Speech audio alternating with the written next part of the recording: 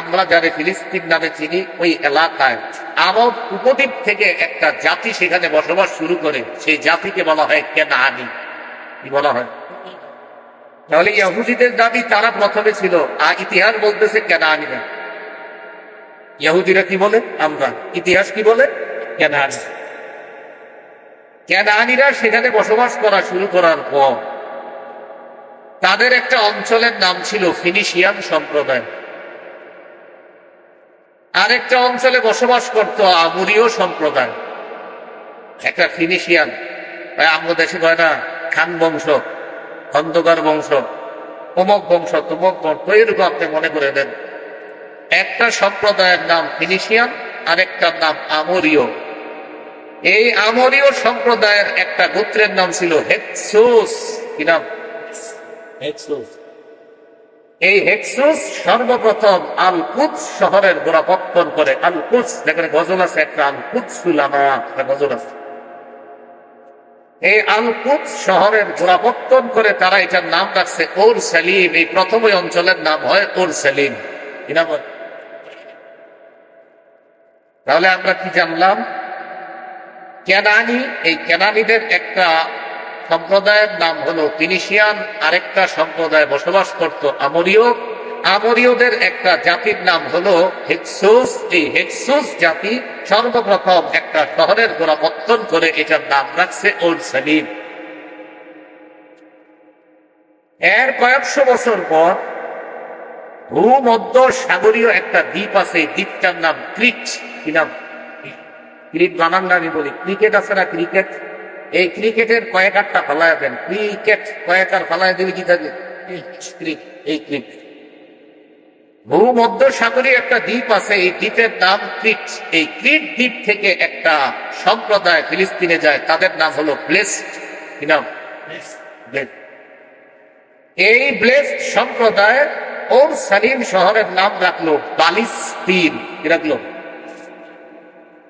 তাহলে হেক্সুসরা এটার নাম রাখলো ওর সেলিম, আর ব্লেসড সম্প্রদায় যারা ভূমধ্য সাগরীয় ক্রিট দ্বীপ থেকে ফিলিস্তিনে গিয়ে বসবাস শুরু করে, তারা ওই ওর সেলিম এলাকার নাম রাখলো পালিস্তিন।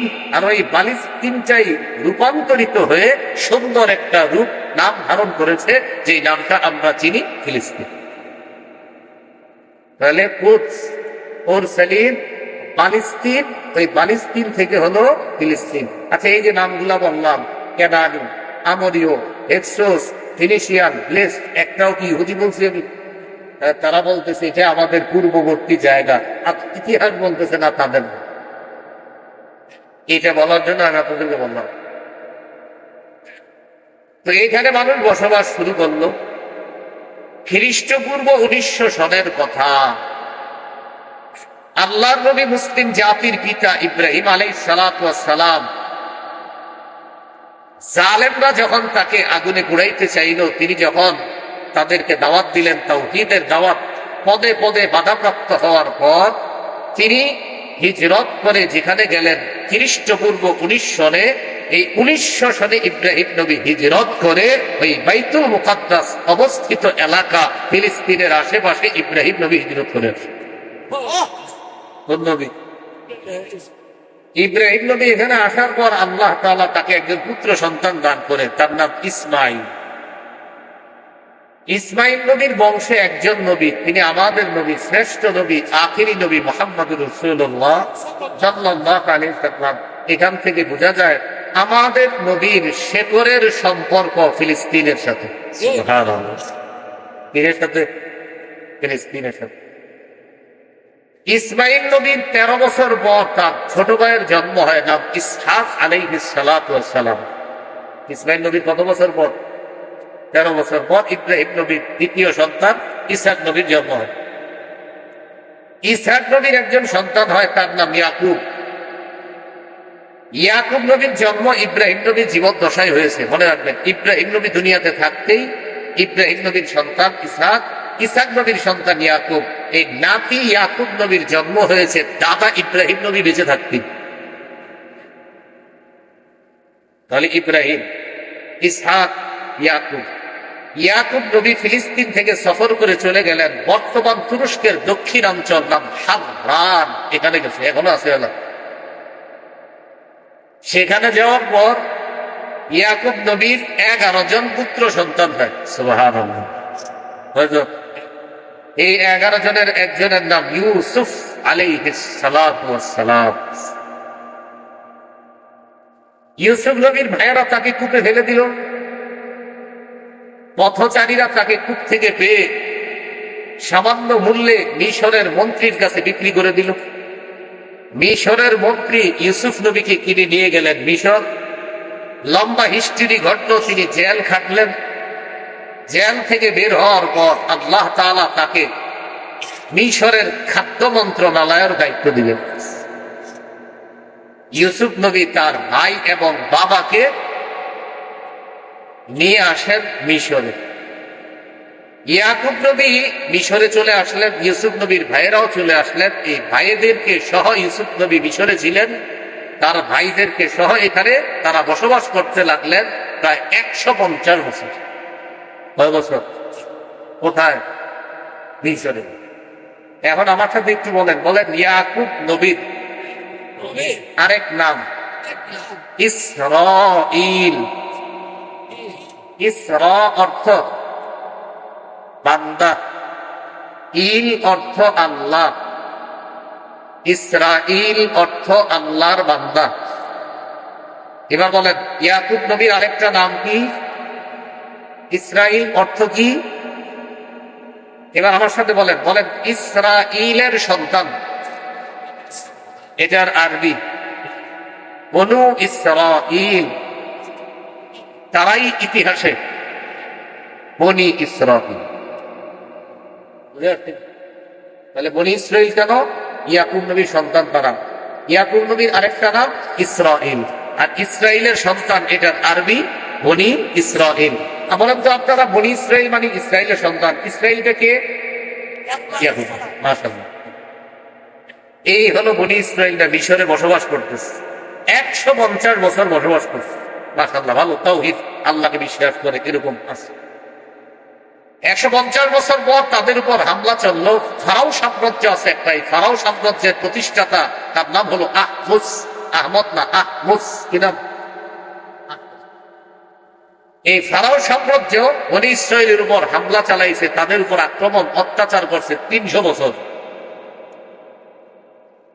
হামলা সইতে সইতে এক পর্যায়ে বনি ইসরাঈলদের মাঝে খারাপই চলে আসছে। তাদের মাঝে হিংসা, বিদ্বেষ, পরশ্রীকাতরতা, লোভ লালসা চলে আসছে, যেটা বর্তমান ইহুদিদের মধ্যে আমরা দেখতে পাই।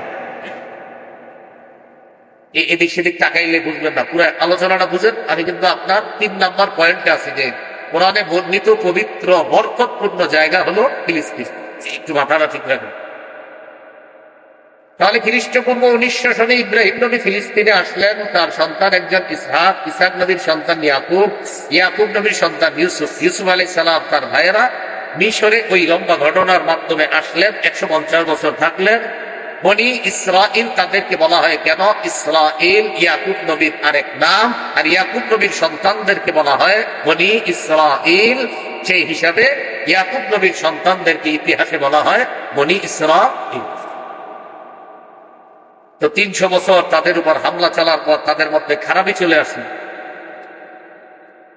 এইভাবে তাদের মাঝে আপনার শিরিক চলে আসছে, তাদের মধ্যে আল্লাহ তাওহীদ যে একত্ববাদে বিশ্বাস, এটা চলে গেল। নাউযুবিল্লাহ। খ্রিস্টপূর্ব 1250-এ তাদের মাঝে মর্যাদাপূর্ণ একজন নবীর আগমন আল্লাহ ঘটালেন, তার নাম মূসা আলাইহিস সালাতু ওয়াস সালাম। কি নাম? মূসা আলাইহিস সালাতু ওয়াস সালামকে শত্রুর ঘরে আল্লাহ লালন পালন করলেন। মূসা আলাইহিস সালাতু ওয়াস সালামকে নবুয়ত দেওয়ার পর ফেরাউনের বাহিনী সর্বশেষ প্ল্যান করলো মূসা নবীর বাহিনী, ইমানদার যারা, তাদের উপর হামলা চালানো। বনি ইসরাঈল আগের অবস্থা থেকে ফিরে এসে মূসা নবীর দাওয়াতে অসংখ্য অগণিত বনি ইসরাঈল আল্লাহর একত্ববাদে বিশ্বাসী হয়ে আবার দলে দলে অসংখ্য মানুষ তাওহীদের পতাকা তলে ঢুকে গেছে। তাহলে আবার বনি ইসরাঈলের মাঝে তাওহীদ চলে আসলো কোন নবীর দাওয়াতে? মূসা নবীর শত্রুর নাম কি? ফেরাউন। যদিও ফেরাউনের নাম রামাসিস। কি নাম? রামাসিস। কিন্তু মিশরের যে আপনার প্রধান হইতো তার উপাধি ছিল ফেরাউন, আরো ফেরাউন আছে কিন্তু ওইগুলো সবচেয়ে নাম করে ফেলছে বেশি, এই জন্য ওর নাম ফেরাউন।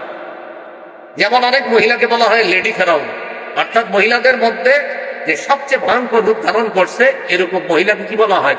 লেডি ফেরাউন। ফেরাউন মানে হলো আপনার অনেক খারাপই যার মধ্যে থাকে এরকম তাদেরকে, আপনার বর্তমানে আমরা তাদেরকে ফেরাউন বলে চিনি। আসলে হলো মিশরের যারা প্রধান হতো তাদের উপাধি হইতো কি? ফেরাউন। কিন্তু ওই নিকৃষ্ট ফেরাউন তার খারাপের মাধ্যমে এমন জায়গায় পৌঁছেছে এখন মানুষ বলে তুই একটা ফেরাউন, মানে ফেরাউন দিয়ে বুঝে খারাপ, আসলে এটা ছিল একটা উপাধি।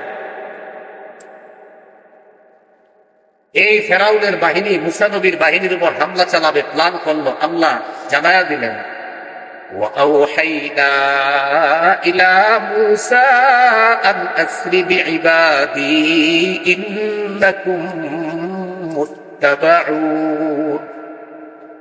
আমি মুসাকে ওহী প্রেরণ করে জানায়া দিলাম রাতের বেলা আমার বান্দাদেরকে নিয়ে আপনি বের হয়ে যান, আপনাদেরকে ধাওয়া করা হবে, ফেরাউন বাহিনী আপনাদেরকে ধাওয়া করবে। মুসা নবী আর তার বাহিনী রওনা করতে চলে গেলেন। রওনা করে যাইতে যাইতে লোহিত সাগর পাড়ে গিয়ে দাঁড়াইছে, সামনে নদী পিছনে শত্রু। মুসা নবীর বাহিনী তাকায় দেখে ফেরাউনের বাহিনীকে দেখা যায়। আল্লাহ বলেন ফালাম্মা তারাআল জামআন ক্বালা আসহাবু মূসা ইন্না লামুদরাকুন।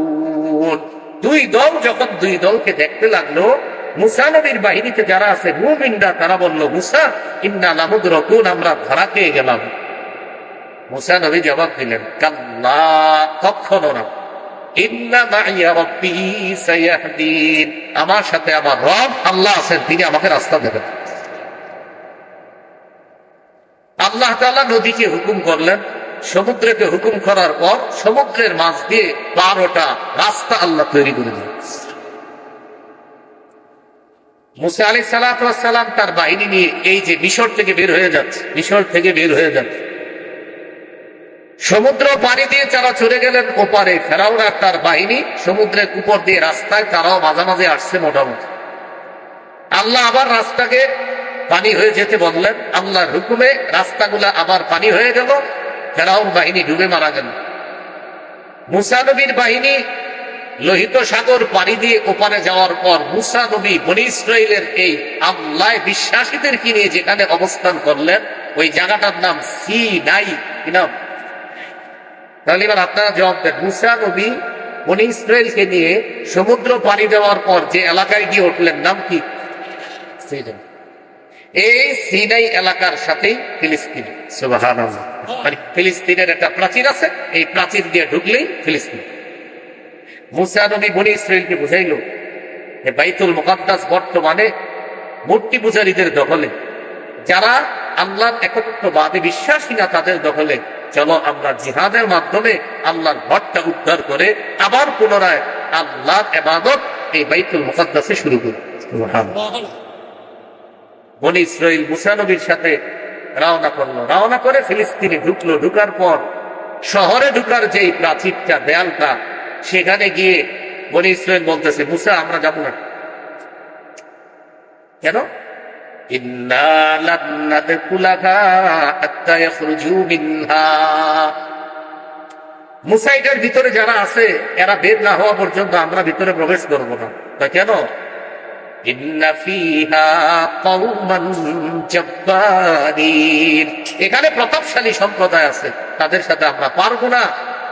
ইযহাব আনতা ওয়া রাব্বুকা ফাকাতিলা, তুমি আর তোমার রব গিয়ে লড়াই করো। ইন্না হাহুনা কাঈদুন, আমরা এখানে বসে থাকি। বনী ইসরাইল কি বললো? তুমি আর তোমার রব গিয়ে লড়াই করো, আমরা বসে থাকি। সেখানে যা প্রতাপশালী সম্প্রদায়, এরা এখান থেকে বের না হওয়া পর্যন্ত আমরা এখানে প্রবেশ করবো না, তুমি আর তোমার রব গিয়ে লড়াই করো। আল্লাহ তাদের উপর রাগ করে তাদেরকে উদ্ভ্রান্তের মতো ওই এলাকায় ঘুরাইতে লাগলেন। ওই এলাকাটার নাম হলো তিহ। কি নাম? ত দীর্ঘিকার হ। বলেন কি? তিহ। ত দীর্ঘিকার হ কি হয়? এই তিহ নামক এলাকায় তাদেরকে আল্লাহ ঘুরাইতে লাগলেন। ঘুরতে ঘুরতে ঘুরতে ঘুরতে কিনারা যায়, দেখে আবার ওখানে আছে, ঘুরাইতেছে, খালি ঘুরাইতেছে ওখানে। কেন? ওই যে আল্লাহ নবীর কথা শুনে রে এই ঘুরাইতে লাগলেন এখানে।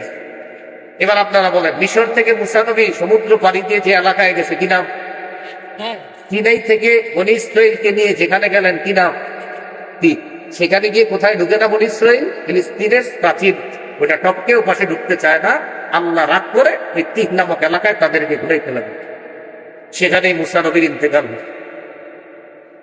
মুসা আলাইহিস সালামের ইন্তেকালের পর আল্লাহ তাআলা মুসা নবীর খাদেম ইউশা আলাইহিস সালাতু ওয়াস সালাম, এই ইউশা ইবনে নূনকে মুসা নবীর খাদেমকে আল্লাহ নবী বানায়।